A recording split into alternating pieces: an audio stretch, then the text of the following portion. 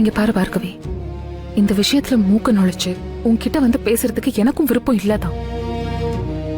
ஆனா இதெல்லாம் பேசி ஒருவேளை நீங்க 2 பேரும் சேர்ந்து ஹாப்பியா இருந்தீங்கன்னா அதுதான் என்னோட இன்டென்ஷனே. யோசிச்சு பாரு, முதல்ல வேண்டான்னு போன, அப்புறம் என்னென்னமோ நடந்துருச்சு. அதெல்லாம் யாருக்குமே நடக்க கூடாது. ஆனா அவ்வளோ நடந்தோம்.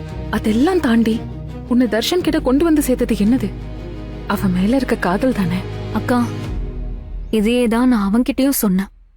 எனக்கு அவனை பிடிச்சது. இப்பவும் துளி கூட குறையாம அவன் எனக்கு பிடிச்சிருக்கு. ஆனா அதுக்காக பிசிக்கல் இன்டிமசி இருந்தாதான் அன்புன்னு அர்த்தம் கிடையாதுல்ல. இந்த லைஃப் ஸ்டைல், இவங்க பேசுற விதம், இது எதுவுமே எனக்கு பழக்கமே இல்லாத ஒண்ணு. நீங்க எல்லாமே ஃபேஸ் பண்ணிருக்கீங்க, எனக்கு நல்லாவே தெரியும். ஆனா நீங்க சீக்கிரமா அடாப்ட் ஆயிட்டீங்க. என்னால ஆக முடியல, அதுதான் உண்மை.